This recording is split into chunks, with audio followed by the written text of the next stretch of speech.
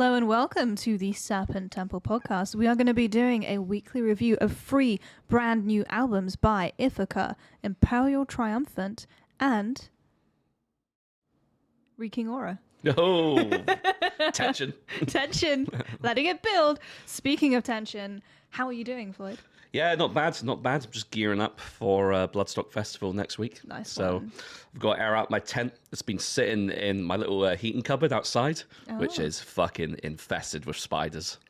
So Oh no. That is so- like the Reeking Aura song, Seed the Size of a Spider's Eye. yeah, that's a cool name of a song as well. It is. It's so I've got to take it over to my mum's tomorrow and air it out. And but yeah, so I'm not looking forward to that. It's kind of like, you know, that out of sight, out of mind thing. Yeah, it So doesn't it's exist. just such a convenient little cupboard. I was like, oh, fuck it, throw it in here. I'm not going to use this tent for 6 months. So I've got that, and I've just got to get some other shit together. But other than that, I'm pretty good to go. So that's basically what I've got going on in the next sort of week or so. So no doubt I'll do a little report for the podcast. Hell when I'm yes, done, please and, do. Let you know what I got up to during that time. Who are you looking forward to seeing? Ooh, really looking forward to Merciful Fate. Yes. And I've been trying to avoid spoilers, like settler spoilers, and like The setup.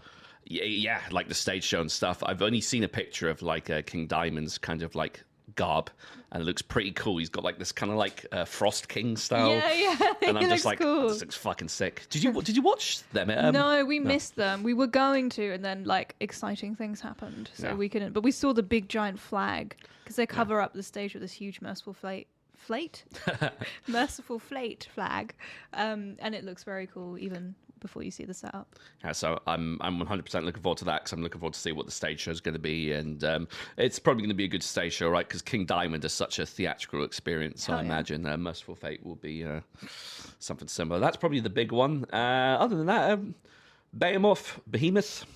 I'm looking forward to. I'm still saying Behemoth. I'm still going by how Craig Charles used to pronounce the name of the Behemoth. robot in Robot Wars. Oh man, that was the best show. Bring it back. Oh, Robot Wars was great. Yeah, he was the best. Had some great robots. I used to love Hypnodisc. What was the one that like everyone was scared of? What was that? There was like a really crazy one. So was it Sakillalot? That was one of the house robots. That was like the Michael Schumacher of robots. It was like, yeah, weirdly that checks out. Early day Michael Schumacher, I presume. Oh yeah, okay. not post après ski. Michael Schumacher. Is that? I always felt sorry for a lot of the robots because Sir Kill-A-Lot like far exceeded the weight limit. Oh, is it? Because if I remember correctly, funny enough, I found out recently. I got a friend, shout out to you, and him and his dad used to make some of the robots. No. Yeah, or something that he was telling me. I was kind of half listening. Sorry. But I think he was saying that him and his dad made a robot, and it was actually on Robot Wars. He was on Robot Wars as a young kid. Oh my god. But yeah, I think they had a weight limit of 100 kilos. 100 kilos. Yeah, so like I would be people. too big to go on Robot Wars. Oh my god. So You're too powerful to fight robots. Yeah. But Sir Kill-A-Lot exceeded so he was like much bigger. He was like double the size of every robot. So I used to feel sorry for the ones that got like him. malfunctioned, and you had like the kids in the control box, like teary-eyed, and Sir Kill-A-Lot comes along, just punches it, just dashes it in a fire pit. You know, there's a year of hard work and engineering down the shitter. I had the best childhood in terms of TV. It was like Robot Wars, and you watched some WWE, then you watched like some Buffy and Farscape. Like, wow, those were the days. Like Xena, there's so much cool shit going on. That's some great, and that was all on like terrestrial TV as well. Yeah. Because I didn't have cable, so that's the same shit I watched. We could not afford cable. Cable was like, you know, the Kardashians of the time had cable. Yeah, I used to just be jealous at school all the time. You'd have people bragging about watching Dragon Ball Z. I had no idea what the fuck Dragon Ball Z was, but I just remember thinking, fuck, everyone loves this. Sounds cool. I know exactly what you mean. I had that FOMO as well, the cable FOMO. And now I'm just like, I wouldn't pay for television.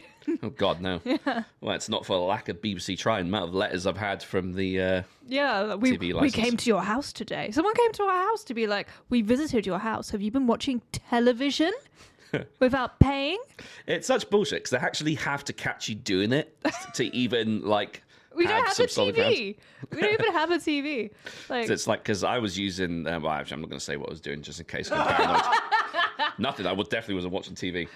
or using BBC iPlayer. But no, I got some letter and it was like some obviously fake name at the bottom. I was like, this person doesn't fucking exist. This is not like, it was like fucking TV licensing, fucking arrest officer, or it was like, piss off. That's not a real person. You know probably why, because like probably one time someone saw the name and was like, do you have a license to be giving out TV licensing letters, and like stalked that person that was stalking them about the TV license. That'd be a good reverse, Yeah, I know. But it's aside from that, everything has been all gravy. How's your week been? Busy as always, I presume? Mad busy. I've signed NDAs, so I cannot speak of everything. But I'm shooting guns tomorrow. Nice. As a peace-loving person that doesn't like war, I am going to be shooting guns, but with blanks, so it doesn't count, right? This is your second time doing it, right? Or no, is this your first time doing it? I've not shot a gun. I've handled decommissioned guns, which is cool because there's no chance of like a horrible thing happening. Tomorrow I had to sign a death waiver, so that's going to be cool. Oh damn! Just if you see Alec Baldwin, just get the fuck out.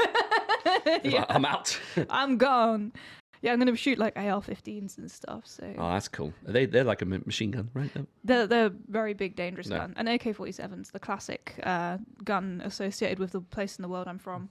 Yeah, my knowledge of guns kind of stops and ends with the GoldenEye franchise on N64. Fair enough. Yeah. That was a good game. It was an amazing game. Right, should we move on to the first album? Reeking Aura. Yeah, let's do it. Let's do Reeking Aura. So I got Reeking Aura, Blood and Bonemeal. So this is a new project of sorts, death metal project from New York and New Jersey. This is their debut album on Profound Law Records, and it's basically a kind of a supergroup of sorts. This is Will Smith's new band of Artificial Brain and Afterbirth. Yeah. That's a big Will and the Heavy Hill podcast, favourites of me and Shems. And also, it's a fair few members of people that Will Smith has also been in bands with. So there's another Artificial Brain live member performing in this band, and various members and former members of Buckshot Facelift as well. Nice. So, and you know what? This is well up my alley, this album, because how this comes across to me, this is like an homage to like old school death metal and a lot of the classic styles that I grew up in. There's a strong hint of like the Floridian death metal in here. There's one, I know Will in particular is heavily inspired by Anti Bowman of Demolic. Sick, and there's a track which I'm going to read the full title, and it's going to be a miracle if I don't fuck up one of these words. But a vegetative mush that melts among the shelves, lined with meats of indeterminate origin. I love that. And I was just like, that is definitely a Demolic title. Yeah. And then the music as well, like it's got that same kind of jangly, dissonant, like tech death that the Finnish band Demolic are kind of famed for. And you saw live recently. You said they were great, right? They were so good live. This is a bucket list. Really? Whoa. Woohoo. Oh, I definitely need to watch them. It's just a bucket list for me to watch that band. Well, hopefully we'll catch them soon.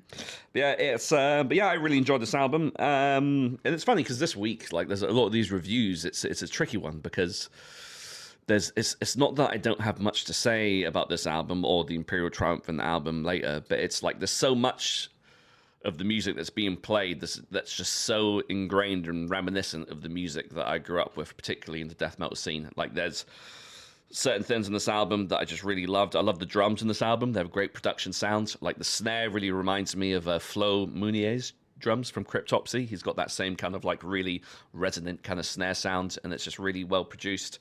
And it's just a great debut death metal album. There's a few tracks in particular that I really enjoyed. Even the first track I thought was great. Remnants of Obstinate Rank, and then in parentheses, Flooding Rat Holes. But yeah, it just got totally like an old school sort of feel to it, like proper like Morbid Angel style riffs. And I still think to this day, Morbid Angel, it is weird because they are considered one of the biggest death metal bands, right? But I still don't think they get the same level of respect and recognition that some of the other bands do. I think it's how they present themselves. You reckon? I think, and also like the whole like that album they released, the industrial one. Oh, jeez. I think that kind of fucked it a bit for them. Well, Illude, I can't remember it, but because I've never really got into them because of it sounds shallow, but like there's so many bands that I haven't listened to that are like big heirloom bands, let's say, and Morbid Angel are one of them. Like whenever their songs come on, I think they're cool and they're great. However, like the Vincent guy. Vincent, whatever his name is, he looks like a cartoon. Yeah. Like I just can't take him seriously. I cannot take his music. I'm expecting it to sound like cartoon metal.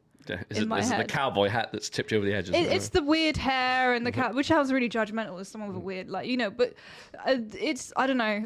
He just has a vibe. Sometimes people have a vibe. I just feel like he would like kind of be a dick. Maybe he's actually a really nice man. I'm just really awful. I think you've touched on something interesting though, and I feel like in a scene as expansive as the metal scene, sometimes you kind of have to be judgmental because you're not going to have enough time to check out all the bands. Yeah. So like, if something doesn't click with you instantly, then you're thinking, well, there's so much other music out there that I like, I enjoy, that I'm trying to digest. So I'm not going to waste my time with that. And I've always kind of been like that for Iron Maiden, for example. There's something about Iron Maiden that's never clicked. So I'm just like... I get you. Yeah. So I've never listened to an Iron Maiden album from start to finish. I think I know most of the hits, but... You've got to invest with those bands because they've got like a back catalogue and I just don't have the emotional capacity. Like, I don't want to do that labour to listen to them. I could just listen to Bolt Thrower. Yeah, that's true. Yeah. And what a great choice that would be. Exactly. Like usually that's what I do. I'm like, I could listen to this band or I could listen to this other band, and usually I end up going with the other band. I mean, that's why I like the podcast because it does make me listen to new music. Yeah. And that has helped me be a bit more open-minded because before I was just like listening to the same things a lot. Yeah. Well, yeah, it's same for me because I love checking out like some of the weird, obscure like proto metal bands like Sir Lord Baltimore and some of that stuff, which was like, I had no knowledge of this because it's like. It's funny because like I tend to not listen to old music that I didn't grow up with because it doesn't compute in my head to use the internet to check out old music because I compute using the internet to check out albums that are new. Yeah. But I just totally forget that, there's probably a wealth of albums that have been uploaded from back in the days. But yeah. It's definitely opened my kind of ears and mind to like kind of even respecting like the doom genre a bit more as well because it's the one that I've like definitely spent the least amount of time kind of. As an overall genre, it's probably the cartooniest, which is ironic for me to criticize Morbid Angel for being cartoony when Doom is like the clown sometimes in the room when it comes to things. But Doom is sick. Like obviously I'm in the Doom band, so I can criticize it a little bit, but look at us being all open-minded and stuff. Yeah, you've definitely got enough clout to be able to criticize Doom bands. I'm glad you think so. No. But if we go back to Reeking Aura, so one of the things I liked about this album was I like the fact that Will has changed up his vocal style a bit on this. And they're sick vocals. He's an amazing vocalist, amazing death metal vocalist. He is kind of more known for his like super like subterranean. What's known as collectively in subcircles as the toilet bowl style vocals, like the gurgling, like uber guttural style. But on this album, he kind of favors more of like a classic, like sort of like guttural howl, not too dissimilar from like Frank Mullen from Early Suffocation, Joe from Broken Hope. I'm not going to try and pronounce his surname; it's a Polish name, and I'm going to butcher it. But like it's a similar style to that. It's kind of like more of a cavernous style, like old school vibe, which I totally dig. And there is a bit of variety vocally on this album as well. There's some cool like dual layered like snarls and highs that are backing up some of the vocals, and he does throw in the occasional like gurgle every now and again. And it's just it's funny because when I listened to the Heavy Hill podcast, it really made me think, wow, there's someone else out there that obsessed over death metal vocals as much as I did. Like, I was so obsessive over, like, vocal styles, and, like, it was so particular about it, and just, like, wanting to find, like, the most ridiculous sounding vocals imaginable. Nice. So it's that's why I feel like I kind of resonate with Will, and will always give time to any new project he's got, because I feel like he's got the heart of, like, a true death metal fan and ambassador, much in the same way that Trevor Sternad from Black Dahlia was exactly the same, which is why that was such a tough loss, because, he was a fan, and he was like a true ambassador for the scene. So amazing. And then once again, in terms of the music itself, like seed the size of a spider's eye, just a great pummeling track. Sort of 2 minutes in, that's got some really cool sort of like killer, like groovy kind of like moshable guitar work. Like I just want to say, like the guitar work on this album is immense, and I really enjoyed it. And it's interesting because there's actually 3 guitarists. So which is, not the most common setup in the world. It's like, I know Whitechapel, the deathcore band, got 3 guitarists, and not to throw any shade on Whitechapel. I mean, we're never really going to review an album, so I don't feel too bad saying this, but I watched them live once, and I was thinking, what the fuck is the point of the like the other guitarist? Like, what's going on here? It just makes it sound even more muddled. I mean, like, if you ever been to a deathcore show live, like, how fucking sludgy and like fucking like distorted the guitars could sound. So it's just like, what the fuck is the point of adding a second rhythm guitarist to add to the fucking... So much can go wrong. Yeah. Yeah. But they went down so bad. It was Bloodstock actually, and it was they were like in the morning. It was Whitechapel, then Chelsea Grin. I can't remember who was on first, but it was at a time where like I feel like deathcore was still not as popular in like the mainstream metal consciousness, and especially not the way it is now. Because like you got bands like Slaughter to Prevail and Lorna Shore and even Thy Art Is Murder, who are getting like significant crowds and have had significant crowds at some European festivals. So I feel like the scene's kind of been welcomed in a bit more in the last few years. It was uncool when to like them when I was a teenager. Oh, for the longest time, it really was. Yeah. Well, fair enough. Yeah, I mean, there is a lot of complexity in this album, which I really like. You talking about Free Guitarist reminds me of Rachmaninoff, because like his music's so complex. It's written, because you know, normally in classical, it's written on 2 staves if it's piano music. Yes. His is doubled, so they write it on 4. Oh, jeez. Some of his pieces, because they're so complicated. Yeah.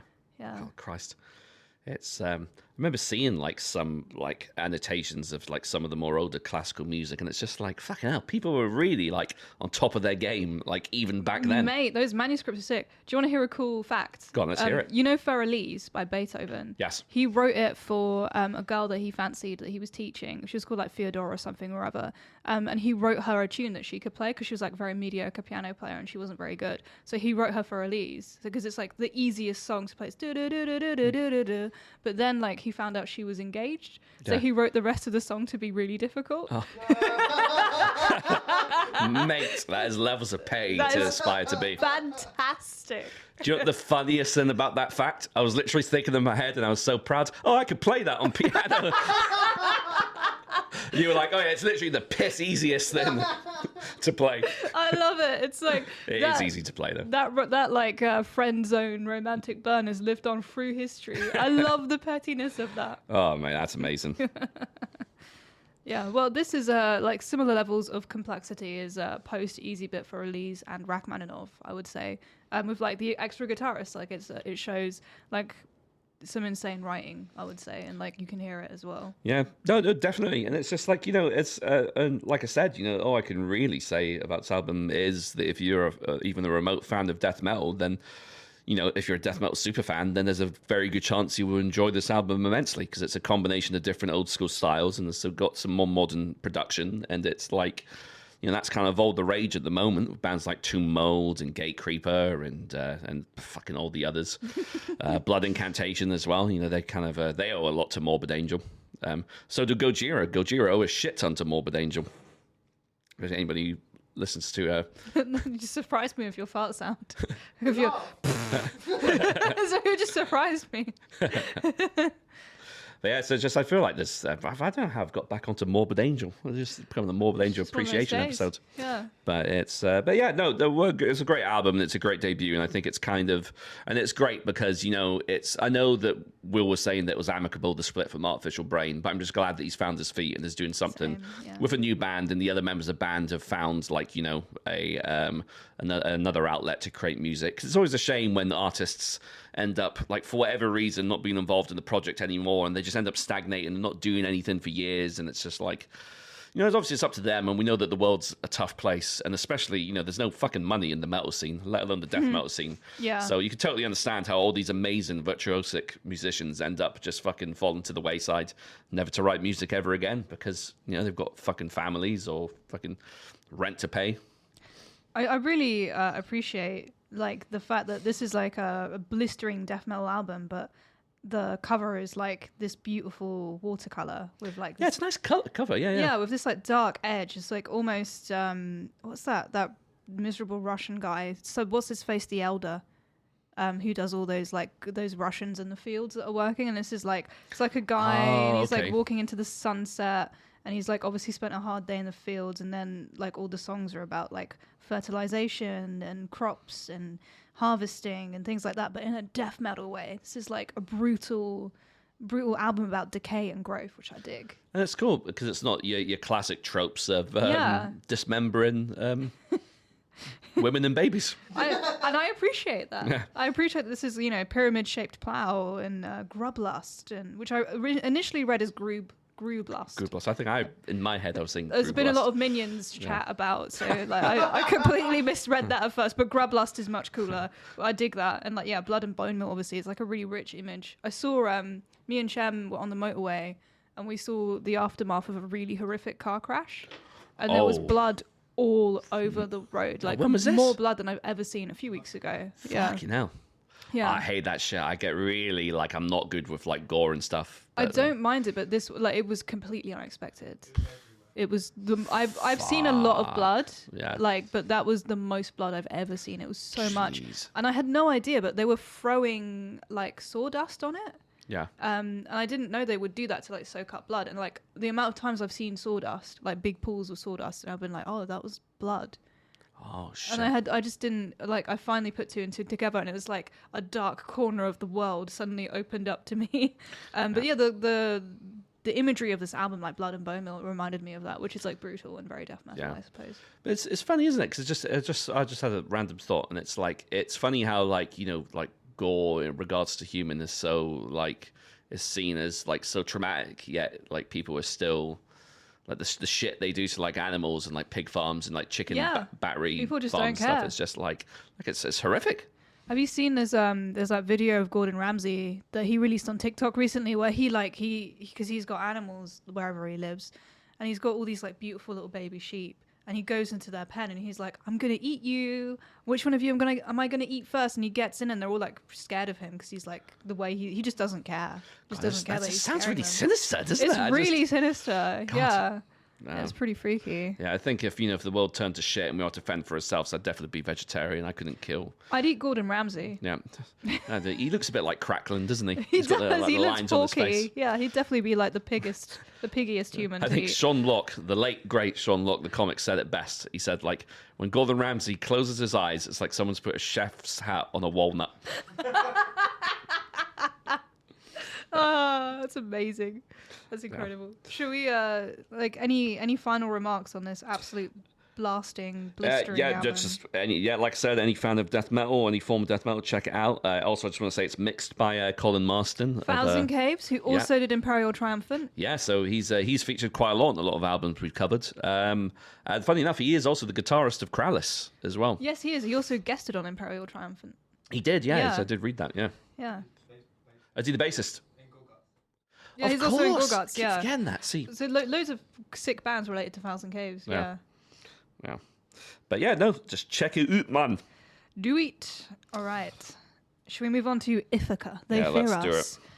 I love Ithaca. I saw them play about literally 5 years ago with Shem before we even got together at the Unicorn in Camden, and it was a sick show. I'd never listened to them, and then like Jamila, this like insanely beautiful Iranian woman, gets on stage and she just does not give a fuck, and she just starts like laying down these incredible vocals. The band are tight, they're amazing. I was just like, wow, these guys are only playing the Unicorn, and now here they are. They have like 30,000 plus listeners on Spotify. They've released this like absolute landmark album. I'm so happy that we're reviewing this today and that like this album exists. Yeah, and your story there just kind of corroborates with my experience of them, because I had no real prior knowledge to this band apart from the last sort of few weeks where I've been noticing the hype train's kind of been building a bit. And I think for whatever reason, I've got a few people who I think are mutuals with Jamila on Twitter, so I see a couple of her tweets being liked and retweeted occasionally. She's so funny. And it totally has that don't give a fuck like attitude, which I Yeah. think is just. And I think they're from South London. It said She's moved to Germany, but yeah, I think pretty sure they're like Londoners.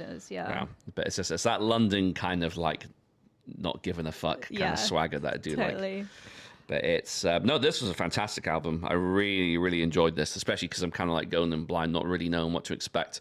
And I think what I enjoyed about it was much in the same vein of why I enjoyed the Reeking Aura album so much, was I felt like this album really encapsulated a lot of the more old school vibes of the earlier sort of proto metalcore bands that I enjoyed so much. So bands like Shia and bands like Vision of Disorder, and like there's certain guitar riffs that are just really reminiscent of like metalcore before it became a kind of not joke, but before it became, what's the word I'm looking for? Like a Pastiche? yeah, pastiche works. Yeah, it's much better than the word I was thinking of, but it's.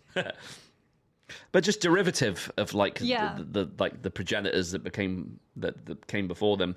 Like there's like strong elements of Deftones I hear in this album at certain parts. Like Bits I think of Turnstile, if you ask me. No, totally. Like the melodies in this album just absolutely great. I love a lot of the breakdowns in this album.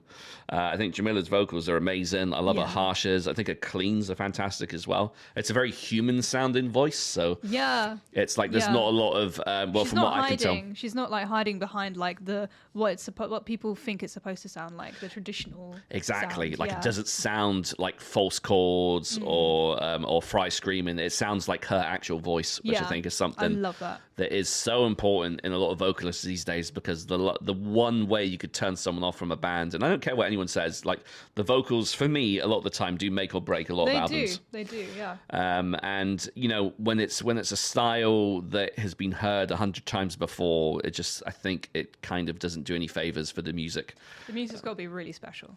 Yeah. For that to work, yeah. But I think this band, just everything seems to be like they seem to be firing on all cylinders now, and like I just love so many parts of this album. It's got a good flow as well. I feel like it starts off really aggressively, and kind of tapers off towards the end and becomes a lot more melodic, which I think is quite a cool journey. I think can be quite a brave one sometimes, because you know, as this is I've gone on the limb and say this is probably going to be their breakthrough album, right? Because I don't think they were on too many people's radars before this. So I think it's quite brave to do an album which doesn't have, well, all the tracks don't have like more of a formula. Like it's like the fact that it kind of tapers off and becomes more dreamlike and ethereal and melodic towards the end, I think kind of shows that the band are not afraid to sort of like take some chances and just write the album and release the music they want to write and release. Yeah, it's a genuinely like, I love this album. Like I was listening to this with a smile on my face. I was just so happy about it. And yeah, as you say, like it starts off insanely aggressive. But even then there's like still little hints of like light and contrast with the cleans. And I feel like Jamila's voice, like she really showcases the different parts of her voice in this album, like, you know, the aggressiveness, but then also like when she is singing clean, she's not being saccharine, she's not being all like vulnerable and what, like not in the sort of traditional female way. She's being herself, she's being like fierce, and like that's totally reflected in the cover as well. Like it's not a traditional cover, it's like her in this like amazing orange outfit and this like throne like chair surrounded by like all the guys in the band, but they're kind of like her subjects, and she's the bad bitch queen of the album, which she is. And like this is going to be me giving Jamila compliments for the rest of the review, because So would you say, like, is there an aspect of her clean vocals that you kind of recognize? Of course, you both being Iranian, is there anything she does in her clean vocals that's reminiscent of like certain techniques or styles that you implement in your music? I actually don't, not in terms of like traditional Iranian, but like in terms of just vocals, like there's similarities in terms of like, you know, you're belting, you're using like different kinds of resonance and different placements, but I wouldn't say it's like necessarily like to do with where we're from. I would say, because like it's very stylized, like traditional Iranian singing, and it's like really weird as well. And it's not generally done. It's not the done thing. You'll hear it done. You'll probably think you're hearing it done in a lot of music, but they're not actually doing it, if that makes sense. So you'll hear it done in like films where they're not actually doing the vocal break. Because like they don't know how, or you're taught not to use your vocal break, because that's what you're essentially doing to an extent, but you're doing it in a way, it's so hard to describe. When you do the like ululations, so to speak, there's like a particular Iranian word for it, but no one cares probably. You're not using your throat the way it would break if it's unintentional, but you're kind of doing it like intentionally, and it feels slightly different. It's not as damaging, if that makes sense. But yeah, I don't think Jamila does that. I don't think she feels the need to. I don't think that's her, like, I don't think that's how she approaches it. I think she's doing it like, because some people, national identity isn't always like the forefront of like doing and being art, and expressing identity. For some people it's more important than others for various reasons, and I don't see that myself. Maybe I'm missing it. But I feel like this is more of like empowerment in terms of like perhaps gender, or perhaps like, you know, if you are not a man and you're doing stuff like this, you're going to get some real shit thrown at you. And she's probably had some serious shit thrown at her. And I feel like she is just striding through it in like the best way. I really respect the way that she's approached like everything she's done on it. I see. I think, everything you said makes total sense to me, the way you've explained it, because I feel like, everyone's going to have their own unique individual voice, right? So it's just like, I think too much in this scene, especially with, I'll go on a limb and I'll say like people like let's say non-male vocalists tend to all be, there's an expectation for what people expect them to sound like. They're expected to sound very sweet, very like if they do sing loud, it's operatic. That's what people expect when they see female fronted or female vocals, which is like utterly wrong if you know anything about music, because there are lots of male vocalists who sound insanely female. Yeah. Like there have been times I've been listening to a band and I think it's a woman singing and it's not, know, and vice versa. Just look at some jazz musicians. There are women with like insanely beautiful, deep, resonant voices that could easily be male, and vice versa. You have like Likens. He's a perfect example. Like when I heard him singing, I literally thought he was a woman, and he's just like a guy who can do insane like head voice singing. So yeah, like there, I think there's a lot of stylistic expectations that are associated with gender that just are utterly useless, frankly. Yeah. That's why it's good that you got bands coming out and expressing their kind of like true voice, because it's kind of like just showing that fucking everyone is different in their own ways, while still maintaining there's things that everyone can relate to and similarities that we're all experiencing at the moment, namely to do with how kind of like fucked up the world tends to be a lot of the time. Totally. And I really like that Jamila's also like, she's not singing about like the traditional stuff. It's not like death and brutalization. It's more like emotional. It's more individual. And I wasn't necessarily sure what specifically she was referring to, but the lyrics are really open enough that you can apply it to yourself, which I think is the sign of a good lyric, where probably anyone who's going through a particular time, like a hard time or a good time or a whatever time, could read those lyrics and apply their own experiences to them, or like put different scenarios against them and have different emotional reactions to the music, because I think essentially that's when music is at its most powerful, when it can elicit that kind of reaction from you. Yeah. No, totally. And do you know what? That's something I always liked about this particular scene or subgenre of music, was it is very, very emotionally charged. Yeah. And it's kind of something that was reminded to me when I went to Outbreak Festival a few weeks ago, because I hadn't really spent much time with the hardcore scene, and I was just like, fuck, people are connecting with this on like, and the lyrics could be something about deeply personal and specific, but like you're still going to connect that to something you've experienced, even if there's no direct correlation. But the best example I could give is Misery Signals with the album of Malice of the Magnum Heart. That album is literally about a car crash where some of the members of the former band, Seven Angels, Seven Plagues, died. And like a lot of the lyrics are very centered around those events. But like you listen to the album and there's just something you can attach yourself to, whether it be someone you've lost and stuff. So it's like, and that's what I like about this scene. I think Ithaca have done this as well. That like the lyrics and the vocal delivery and the music, it's done in a way where it evokes emotion. Where could be, and like I fucking wax lyrical about death metal all the time, but it's very sterile a lot of the time, and it's not something that's easy to connect to on that level. Black metal's kind of the same sometimes, depending on which subgenre of black metal you've got, but like, it's just something. And I'll tell you another thing, I think this album is such a summery sounding album as well. It is, yeah. It really reminds me of Turnstile. Like this time last year they released Glow On? I think so, yeah. I think we probably reviewed it pretty much bang on a year ago. It feels like the same vibe, but like it's its own thing as well. Yeah. Yeah. But it's just I'll just mention a couple tracks that I really enjoyed. Cremation Party was a great track. It was like a really short, like bouncy and kind of like infectious track. And a lot of the guitar work on that album kind of reminded me of Frederick Thorndendahl from Meshuggah a bit. Oh, no way. Kind of had that spirally, like ascending and descending kind of thing. Yeah. I thought it was super cool. The track number 5 was actually reminded me in a good way of Lamb of God a little bit, but like early Lamb of God, like As the Palaces Burn, before they became like a bit too kind of, and I can't really comment because I'm not listening to too much of the later Lamb of God material, but I actually really enjoyed a lot of the earlier albums because I liked that album that you mentioned. Yeah, I used to listen to that on my iPod Classic. Oh, classic! Yeah, it's that was produced by Devin Townsend as well. That album. No, I did not know that. Yeah, he does guest vocals on one of the tracks. I think 11th Hour, if I remember correctly. That's crazy. He produced their Misery Signals, didn't he? Yeah. Oh. Yeah, I forgot about that. That's cool. But yeah, it's what are the tracks that I enjoy?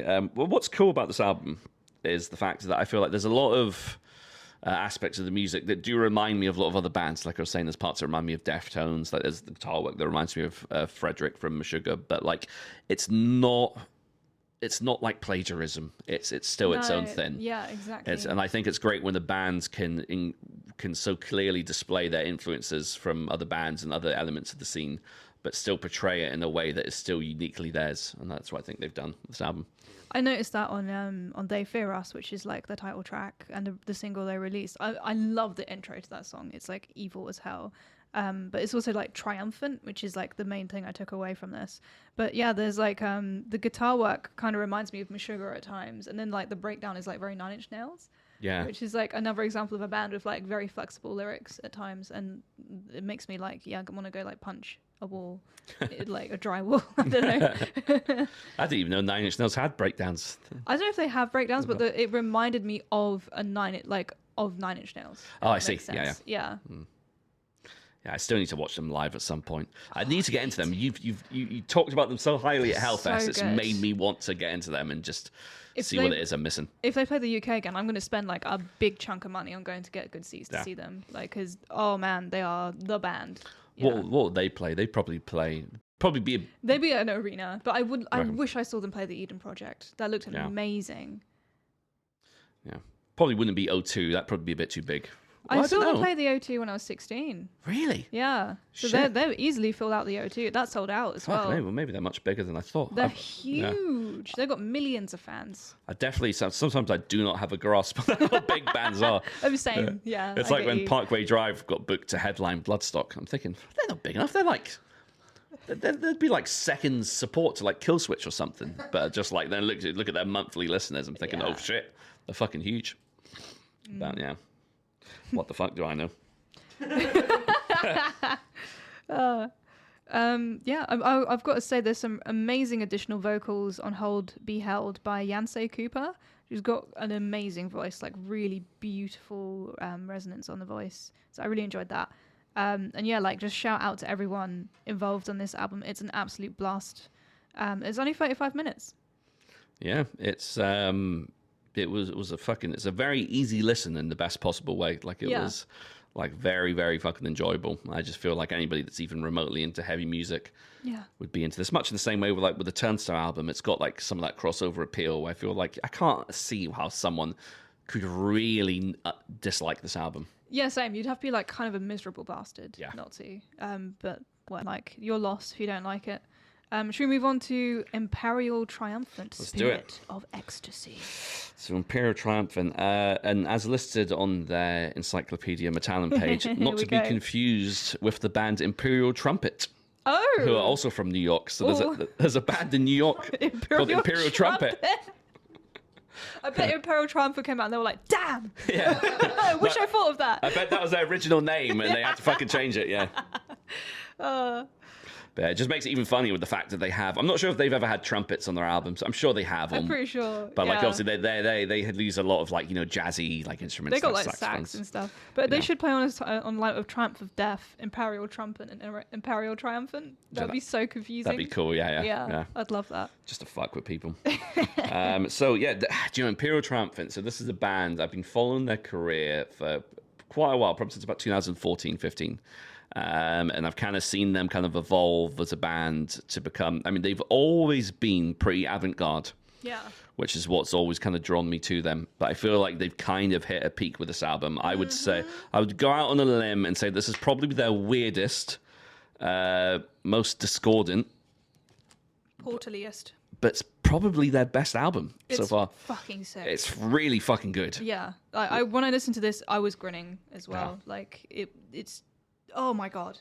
Yeah. There's just so much shit going on. And like I was saying before we started filming, I feel like I'm not even qualified to talk about half of the shit that's happening on this album. We need a license. But excuse me, where's your Imperial Triumphant license? So keeping my wallet next to my mosh waiver. And your V card. Yeah. I'm joking. It was just too easy. What card did you say? It's a V card. Do you remember at school where people you dropped your V card? Oh, the Virgin card. Yeah. Oh no. So one thing as well, it was gay card when I was growing up. Oh. So. No, I still got my gay card. Mine's just laminated. But no, we never had V cards. Oh, we had V cards. Because none of us were virgins, you see. We all had sex in primary school because no one wanted to admit to being a virgin. I remember being in year 6. It was just like, you're a virgin. No, I've had sex. I was like that at my school as well. Yeah, I was like trying to prove that they were fully grown adults at the age of 12. Amazing. It's funny. I just remember the getting sex education, and I think it was that bombshell shot you.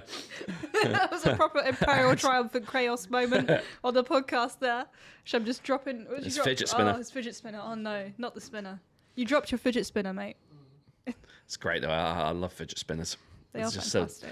But yeah, so anyway, before we get back to Imperial Triumphant album, yeah, I remember getting like sex education in year 6, and just everyone just like sniggering at the mention of penis and vagina, and that was just like probably a bit young for this, maybe. Well, I don't know. We didn't get taught about orgasms. We just got taught about sanitary towels, and they showed us a condom. The thing is, the irony is, we had sex education every 2 weeks for like half an hour on a Tuesday afternoon. And every Tuesday afternoon, I had a saxophone lesson. So every time there was sex education, I was playing a saxophone. So I missed most sex education at school. So basically what you're saying is... I was blowing into an instrument. So what you're saying is every time the rest of your class was getting sex education, you were getting sax education. Nice. It's true. I legit was for like 2 years. Yeah. So I missed out on a lot, to be honest. But the sax was worth it. Anyway, Imperial Triumphant... So now, just a few facts about the album. So this is their second album on Century Media Records, and fair play to Century Media for picking up, a band of this that employ this level of experimentation. Quite a few guests on this album. A lot. Probably most notable. I took a screenshot, but the most notable one I made a note of was Alex Skolnick from Testament. I really like that his name is like Max Gorelick, Alex Skolnick. So it kind of rhymes. Yeah. Yeah. Gorelick's from The Mantle. I don't know The Mantle, unfortunately. No. But it's fair to say that the core members of the band are absolutely on top of their game in terms of their instrumental skill. You've got Zachary Ezrin, vocals, guitars, orchestration. Kenny Grahowski, drums. Also, I think he did the soprano and did some sax on track 4. And then Steve Blanco, bass, keys, and piano. I actually saw a couple of YouTube videos with the drummer, Kenny, just like showing like, I can't remember if it was the Drumeo channel. It was one of the drum YouTube channels where they get like people in to show how they do shit. And he was doing some cool shit. Like he is a very, very accomplished like jazz drummer. There's definitely jazz drumming on this album. And 100% there's jazz going on. Oh, and I think that's the thing about it that's kind of like their USP as a band, right? There's a lot of like freeform jazz influence. Like and that's New York jazz as well. Yeah, and it's authentic, right? Because they are from New York, so it's kind of got... I think there's not many bands out there that are so able to like use their music to conjure that image of like urban decay like this band. It sounds like New York. Have you ever seen Dark City? No, I haven't. Oh, it's a sick film. It's not well known. I'm going to sound like a film wanker, but I'm not. I'm usually not. But it's about I think it was in the 90s, maybe it's older, and it's kind of film noir, but it's like a dark fantasy sort of based on New York City. That's I kind of can't give it away. I can't tell you about giving the whole thing away, but basically every single night when people fall asleep, there are these like pale guys in sort of bowler hats and trench coats that come and they change the whole architecture of the city, and they put people in different... So one day you work in a cinema, like giving people tickets, and the next day you're a CEO in like a skyscraper. Oh. So you live in like a basement, and then you live in you live in like a penthouse apartment, and it changes all the time. And like in the film, like two people fall in love, and then like it all comes crashing down in like a spectacularly horrifying and scary way. And there's like all this clockwork machinery, and it's like a grim film noir, and it's kind of like a criticism of the city and like capitalism, which I feel like Triumphant are kind of doing. Yeah. If you look into their lyrics as well, yeah. Oh, that's cool. Dark City, you said it was called. It's a really good film, and like the ending is very like, whoa, you know. I can't give it away. I'll give that a watch. I think it's really good. Last one I watched was a horror film called Incantation. You would have fucking hated it. Is it? Is it full of like fake witch stuff?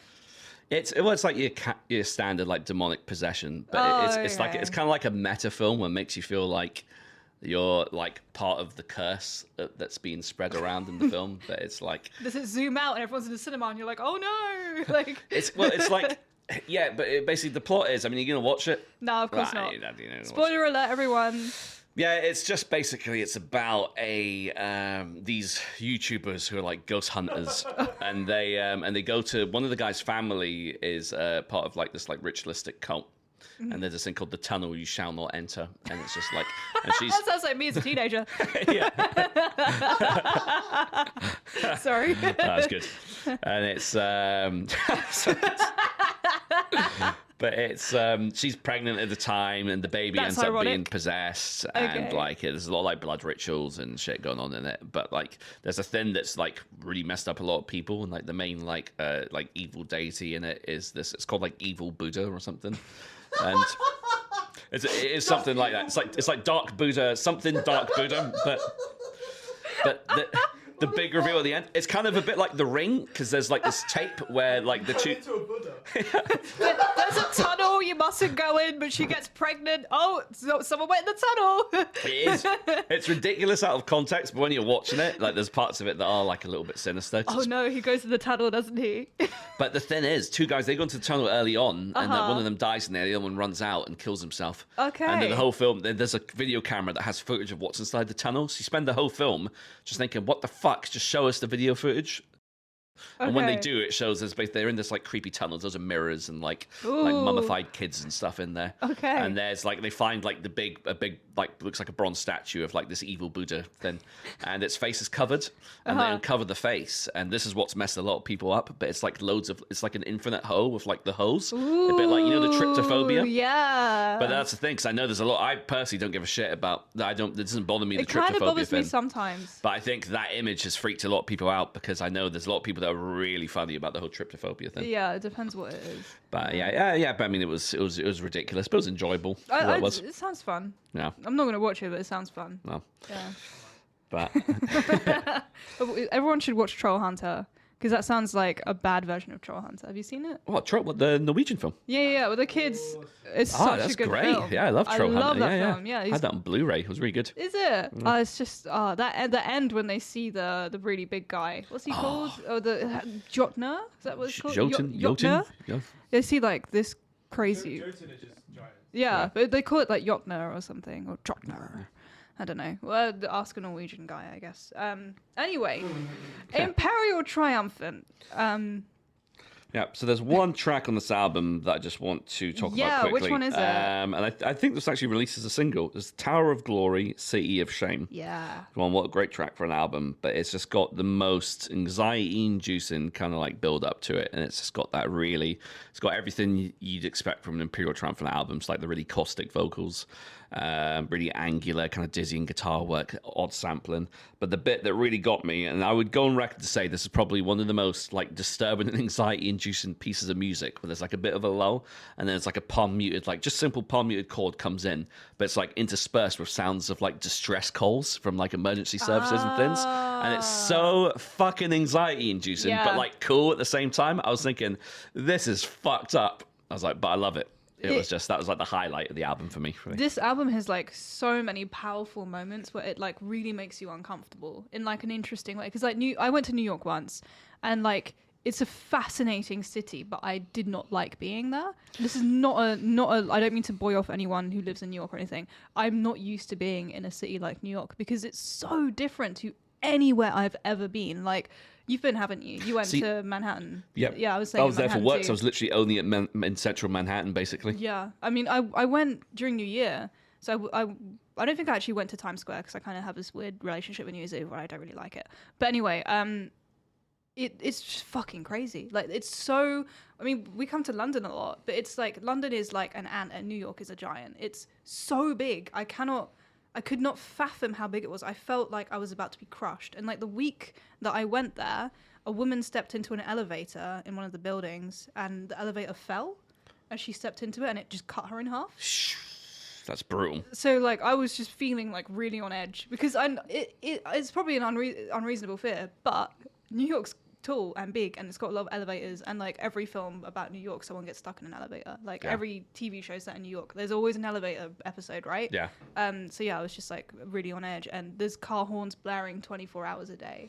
It's the fact that the fucking, like, because obviously it's a grid, like most other cities outside of London, really, but it's what got me was the fact that fucking, even if it's a green man, cars can still turn onto the road. Can they? Yeah. What? So even when you're crossing during the green light or the green man, you've still got to watch out for the cars and the bikes that turn onto the side, because if cars coming at that junction can still turn onto the road. I guess they can't see.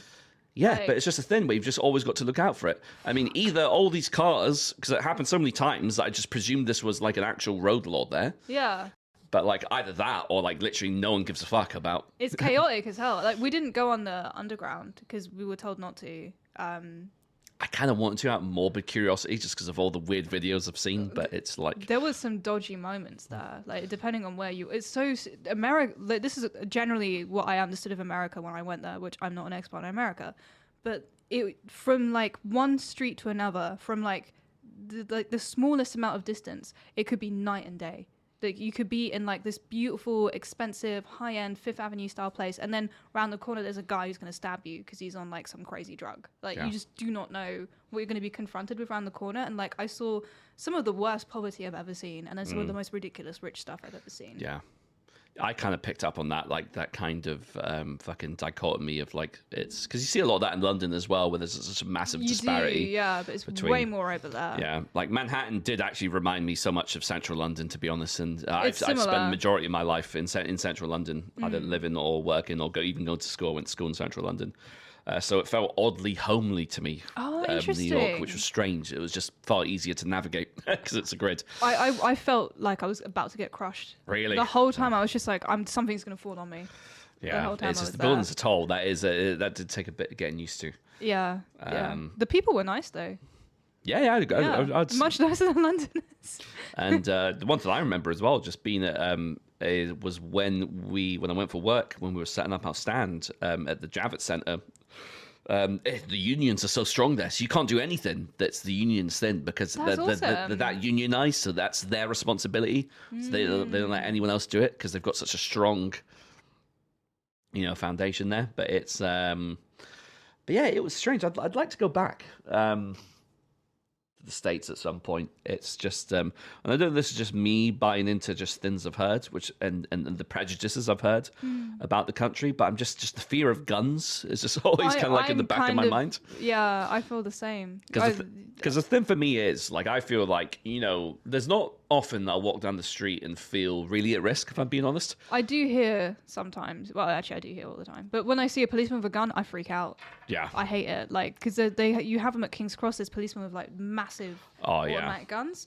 And like, basically they shot some Brazilian guy on the tube. Like, I don't know if you remember, it was like 2006 or something. They just shot him. Well, I fucking remember because it was at the Oval near where I lived. Yeah. Yeah, because we were, because I remember that was not long. I don't think it was long after 7/7. Yeah, exactly. They thought he was a terrorist. Yeah, because he was running to like catch a train, right? And he ended up getting shot dead. Yeah, that was crazy. That was at the Oval in just at the top of Camberwell New Road. Yeah, that was crazy. Yeah, but so I just don't want to risk it really. But getting back to the album. Anyway, sorry guys. I do feel like a lot of the things we've just expressed recently is kind of reflected in this music, and maybe that's why we're talking about it, because Probably. the music conjures up it makes that feeling of uneasiness, discomfort, like unbelonging, unbelonging. Sorry, discomfort and unbelonging. And so here's an interesting thing. In America, I don't know if you've seen the graph, the wealth distribution is exactly the same, pretty much, if not slightly more extreme than it was before the French Terror. Okay. So like the rich are as rich as royalty were in France when there was a monarchy. Damn. And before everyone just was like, you know what, fuck you. Yeah. And there's a lot of lyrics in this album. Like the first line is like begging for autonomy. They talk about begging for autonomy, craving for decency. Everything is for sale. We live in the applause of the gods, grasping for culture. Everyone is for sale. And they talk about, like, throughout the music, there's a lot of references to Russia. So like, Borzoi hunting hounds, which were like associated with like Tsarist Russia, who obviously were overthrown by like very angry proletariat being like, stop being so fucking rich and not giving us anything.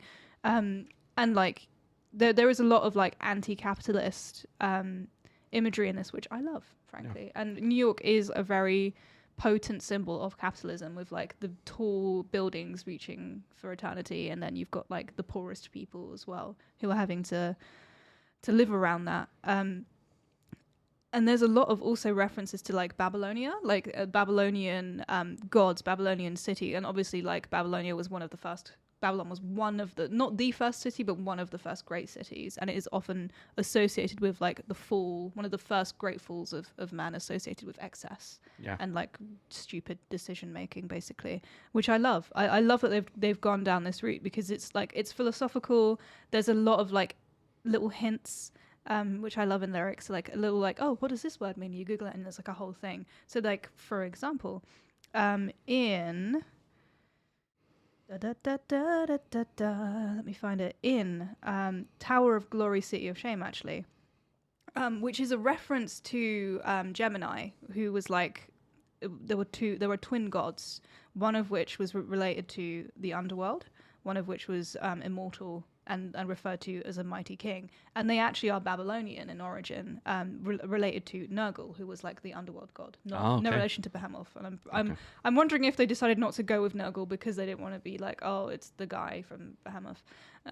But I love it. Like, they talk about a grand hermitage illuminates above the battery, new formalist gone for all time. So the Hermitage, obviously, museum in Russia, full of like, full of like art to do, owned by Catherine the Great.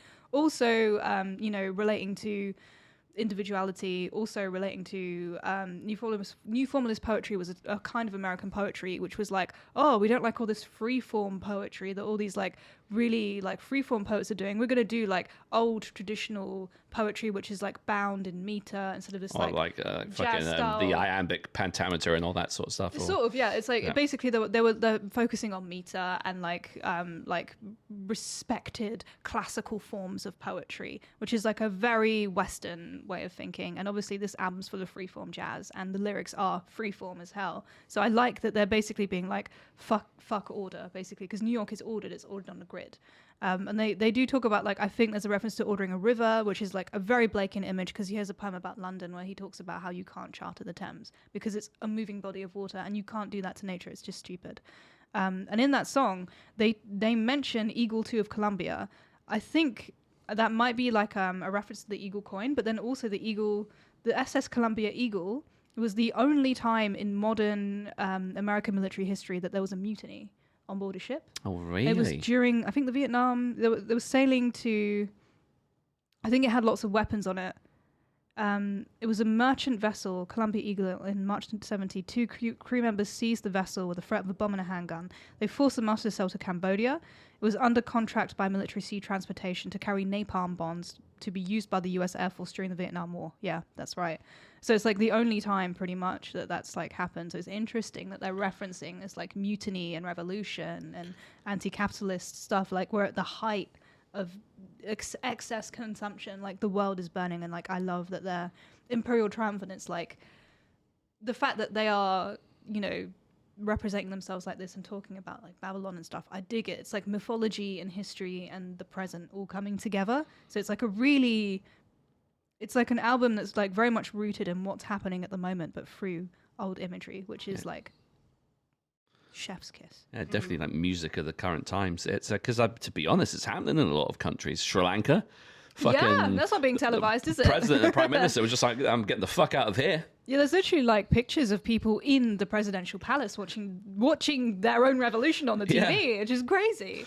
Yeah, so it's happening. I mean, you could argue in a roundabout way I wouldn't say that's what's happened to Boris, but yeah, I thought it's kind of like this cutting off the Hydra's head, really, isn't it? With our government, yeah, our government. I mean, I don't know if we were talking about it earlier, like the definition of extremism has been extended to include hatred of Britain. So you'll be sent to like a camp where they'll tell you how to love Britain, which is very Clockwork Orange. It doesn't sound real. I know. It's so unreal that I feel like everyone's like, nah, it can't be. No. And then, but like in 2 weeks, we're just going to be like, eyes held open by needles, like watching. When I was at the airport the other day, they had like all these posters with like Britain flags on them, being like, "Our glorious country." And I was like, this is a bit weird. It has like pictures of fields and castles, and I was like, yeah, that's cool, but like, our glorious country, like, what's going on? Weird choice of words, isn't it? It's a bit Korean, North Korean. I'll tell you what kind of like what I noticed when I was traveling recently is when there was an outbreak was there's so many adverts on the trains and stuff talking about how,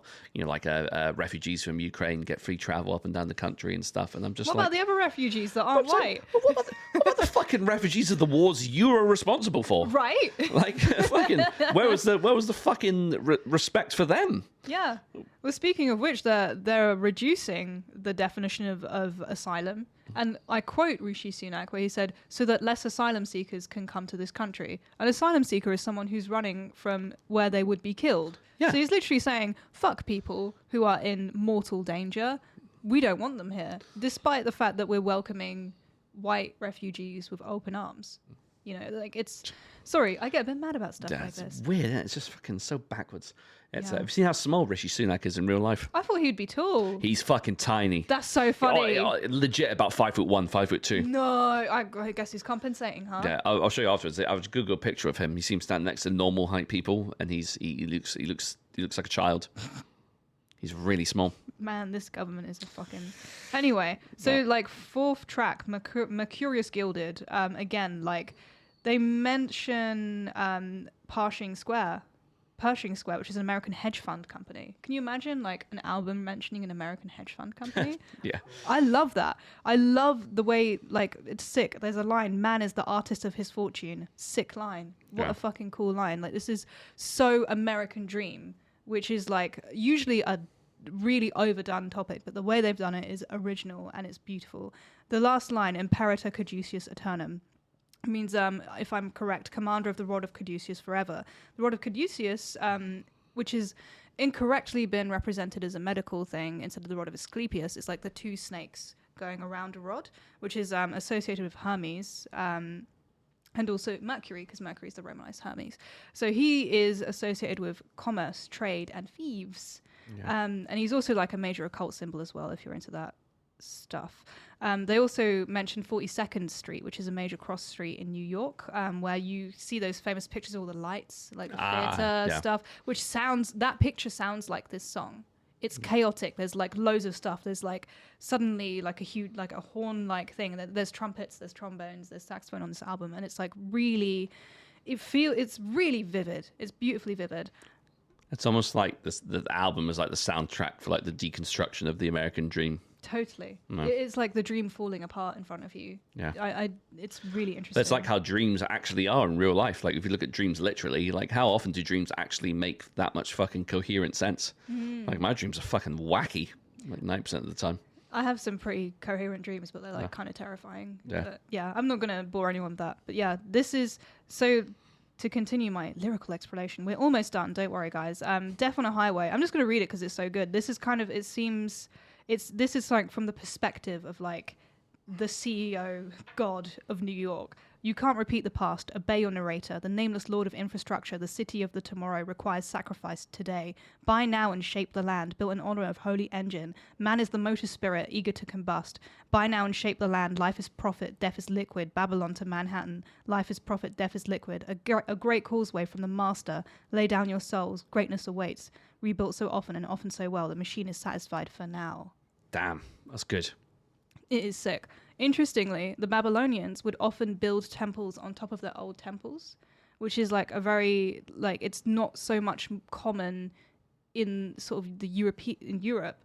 But if you go to like archaeological sites that were in Babylonia, you'll find that there are like temples when a god kind of gets forgotten about, they build a new god temple on top of that temple. So you get layers and layers and layers and layers of religion, like literally on top of each other, which here, like that's like building a church on top of a mosque, which does happen, but usually they keep the church and just make it a mosque or vice versa. Yeah. But they literally just knock it down or just literally build it on top of all the sediment, which is interesting because there's like less of a regard for the actual architecture, which is very similar to New York, because they will knock stuff down and build a new thing because it has to be new.